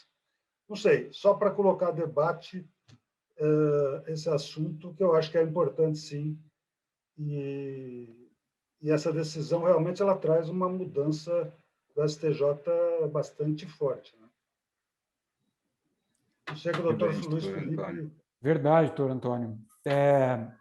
E eu ainda vou até mais longe. O TJ, aqui de São Paulo, ele tanto sempre prezou pela autonomia da justiça estadual em relação à federal nessa matéria, que a questão da suspensão dos nossos processos na pendência de ações na federal é difícil do tribunal aceitar. Manda tocar, manda tocar, manda tocar. A não ser que haja alguma decisão lá da federal suspendendo os efeitos da decisão administrativa do INPI. Senão, dificilmente se suspende o nosso feito aqui em razão do processo na federal. Acho que isso também é uma consequência ligada a esse posicionamento. Só para complementar, quer dizer, a decisão é sobre patentes e desenhos industriais, mas não sobre marcas, porque marcas realmente há uma interpretação de que somente a Justiça Federal poderia anular. Isso, salvo engano, são só as patentes de invenção e os desenhos industriais, né? Nem os modelos de utilidade teriam entrado, né? Então, o modelo de utilidade de marcas, aí, especificamente, se exigiria a declaração da federal mesmo. Agora eu não me recordo assim com detalhes da decisão, mas pode ser sim. Mas enfim, obrigado, desculpa o... Imagine, que é isso, eu que agradeço. Que agradeço pelas considerações. Gente, eu vou ter que fazer o que eu tinha alertado o Dr. Luiz Felipe que eu ia fazer, que eu sou control freak, especialmente com o tempo, já passamos um pouquinho do nosso horário. Então, nós vamos partir para fazer as perguntas que foram feitas pelos nossos, enfim, pelas pessoas inscritas no chat. E eu começo com uma pergunta que eu acho que vai dar também muito pano para manga. Então, eu peço a gentileza do Dr. Luiz Felipe ser objetivo, para a gente também não se estender muito mais. Essa pergunta vem do Yuri Fancher, que pergunta o seguinte: com o crescimento acentuado das demandas judiciais nas varas empresariais, existe alguma discussão sobre a possibilidade do aumento do número de varas no TJSP? Por hora, não. Infelizmente. infelizmente. Pode só dar uma ordem de grandeza em relação às variáveis e em relação ao número de distribuição? Então, a distribuição nossa fica aí em 70% da distribuição da varacível. Nós temos uma distribuição, a depender do mês, bom, fica entre 130 e 150 feitos por vara, o que dá aí uma média de 140 processos por mês. Difícil, somos 2 juízes por vara, é praticamente impossível se lançar 70 sentenças nos processos da empresarial, considerando que a gente não tem execução de título extrajudicial. Então, é uma meta bem difícil de se lançar 70 sentenças ao mês. Entendo. Seguindo aqui para a próxima pergunta, que é a pergunta aqui da Viviane Oliveira. A pergunta é sobre prova emprestada. Como o doutor tem recebido a prova emprestada de laudo criminal nas ações cíveis? O doutor entende que é necessário realizar nova prova técnica no processo da Justiça Estadual? Qual o prazo que o doutor entende que a prova emprestada é válida em caso de patente? Tá. Olha, depende do litígio. Então, volto àquela distinção entre a contrafação grosseira e a contrafação sofisticada. Na contrafação grosseira, o laudo criminal, que ele é produzido na fase policial, diga-se de passagem, né? Dificilmente há a reprodução da perícia na fase instrutória do processo criminal. Ele serve como um elemento de prova naquele conjunto que eu mencionei.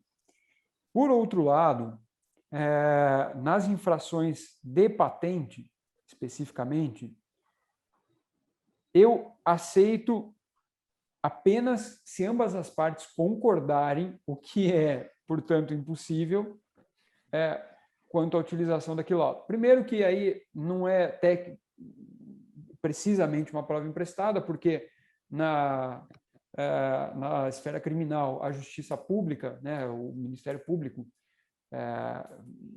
está num dos polos, então não vai haver colidência de partes na ação civil. No fim das contas, tem esse impedimento para começar. E segundo, a gente sabe também que a prova pericial produzida pela polícia civil, ela, infelizmente, está muito restrita às condições materiais da polícia. Então, é muito complicado se tomar um laudo, ainda que houvesse a estrita identidade de partes nos processos, mas tendo em vista as limitações materiais da polícia. Então, se adotar o laudo criminal in toto, sem qualquer questionamento. O que, como eu disse, as partes é impossível que elas aceitem, não é? Perfeito. Temos mais perguntas, Aline? Acho que tem alguma pergunta sobre punitive damages também aqui no chat. Essa pergunta não veio para mim, João. Tem algumas pessoas que mandaram perguntas privadas.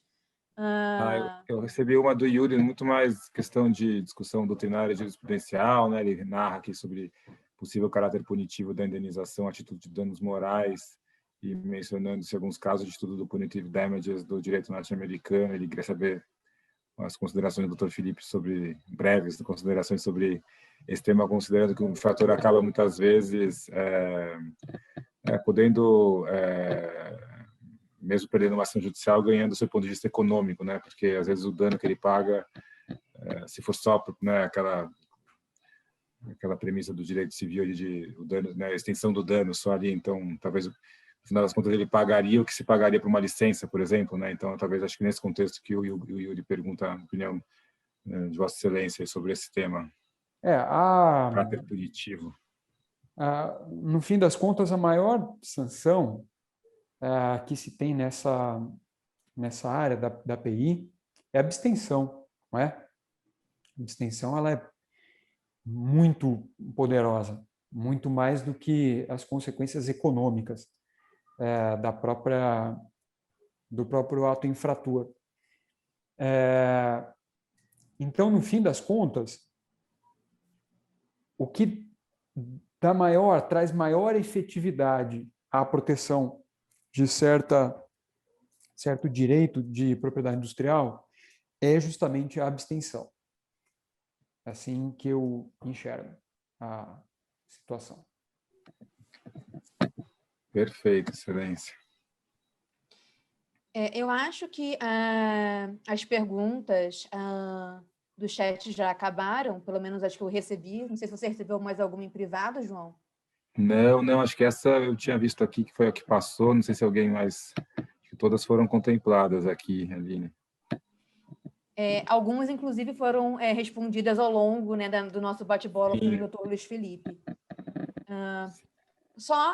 Então, como última pergunta, e já agradecendo imensamente ao Dr. Luiz Felipe por ter estado aqui conosco e pedindo desculpas por termos passado um pouquinho da hora combinada. Vossa Excelência é bastante jovem, como se dá para ver. E até bem recentemente... Agradeço pelo jovem, mas assim, batendo na porta dos 42, já menina eu não sou mais. Então, né? E até bem recentemente, as empresariais de São Paulo eram meio a meio na questão de gênero. Eram 2 mulheres e 2 homens. A minha pergunta específica, e isso eu entendo que é algo que afeta, né, a vivência, o julgamento do juiz, se há alguma política de diversidade no tribunal.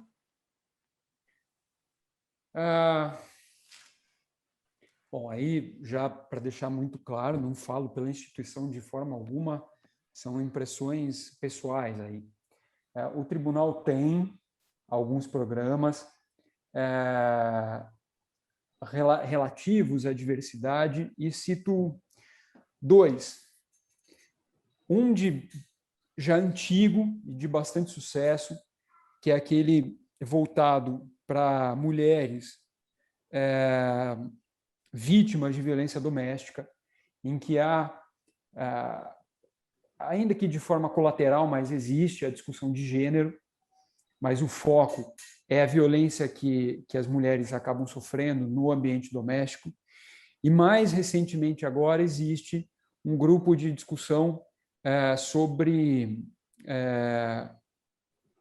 a igualdade racial dentro do Tribunal de Justiça. Naquela conversa que nós tivemos, e aí sem entrar na justiça ou não da medida, mas eu faço parte também dos cursos de formação dos juízes que ingressam no tribunal. E depois, a partir das cotas, houve uma diversidade linda que se pôde observar dentre os juízes ingressantes. E por quê? Pessoas negras têm marcadamente, notadamente, na média, uma experiência distinta da experiência de pessoas brancas. E essa experiência que muitas dessas pessoas trazem para o tribunal na formação de uma coletividade heterogênea é espetacular, já que a sociedade é heterogênea e a magistratura também deveria refletir essa heterogeneidade dentre as suas fileiras, tanto juízes quanto servidores. As pessoas, a depender da experiência que cada um de nós teve ao longo da vida, a sensibilidade para se julgar certas demandas, ela é muito mais aflorada do que outros que não viveram, não passaram pela experiência. Daí a importância, justamente, de se trazer para esse caldeirão tantas posições e experiências distintas quanto possível.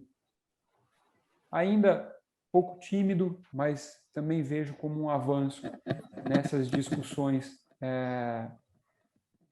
das chamadas minorias dentro do Tribunal de Justiça. Excelente, doutor Luiz Felipe. E eu falei do jovem porque o estereótipo do juiz é justamente alguém, né, sisudo, mais velho, inacessível, né? E por isso aproveito para agradecer imensamente a sua disponibilidade, simpatia, por ter se colocado à disposição aqui do nosso grupo para trazer um pouquinho da sua experiência nas várias empresariais de São Paulo. Lembrando a todos que a primeira aula do curso será na quinta-feira, hoje é a palestra inaugural aberta, e o link para acesso dessa primeira aula é um link separado, não é o mesmo link de hoje. Por favor, não se enrolem com os links, ok? Queria passar a palavra agora para o João, por gentileza. Eu queria também agradecer aí a todos pela presença, em especial do Dr. Luiz Felipe. Foi um bate-papo muito, muito precioso, assim, né? A generosidade com que Vossa Excelência trouxe aí os temas, a abertura, tudo. Acho que é muito boa essa aproximação, né, do judiciário com a comunidade de propriedade intelectual, então, em especial de Vossa Excelência. Então, é uma grande honra aí, e quero agradecer também a presença ilustre aí de todos, doutora Luciana Viegas, doutora Elizabeth Fequete, doutor Cláudio, todos aí, o doutor Antônio Ritt, todos que prestigiaram, não vou conseguir citar todos, mas... Doutor Jacques Labruni. Doutor Jacques Labruni, meu sócio, né, ele me manda... Aqui o Daniel acabou de comentar também, Daniel foi, acho que o primeiro coordenador, né, acho que o doutor Antônio e o Daniel também foram os primeiros coordenadores desse curso aqui, então tem presenças muito ilustres aí, não vou conseguir citar todas, mas então ficamos super honrados aí, 75 pessoas participando e uma honra muito grande aí, obrigado pela presença de todos que ficaram também até aí altas horas aí, muito obrigado mesmo. Não sei se a Neide quer falar umas palavras finais, a gente pode encerrar, Neide. Acho que podemos encerrar, porque vocês já falaram, acho que já fizeram as vezes aí para agradecer a todos aí pela presença, pelo nosso ilustre doutor Felipe, que foi um excelente palestrante, eu acho que... E temos muitos comentários no chat aí do pessoal que realmente gostou muito aí do bate-papo. Parabéns a todos. Então. Que bom, eu fico muito, muito feliz. Agradeço, doutor João, você mencionou a comunidade de PI, eu me considero integrante dessa comunidade de PI também. Agradeço muito pela participação, espero que eu tenha... Nem sempre eu trouxe posições firmes e concretas, mas a beleza do direito é essa, justamente. É impossível se estabelecer posições tão firmes. Como eu disse, decidir é uma coisa, eu preciso decidir, não posso me furtar a decidir. Mas isso não me impede de discordar muitas vezes de certa posição que eu tome no processo e de rever essa posição, esse posicionamento, depois de mais estudo e aprimorar.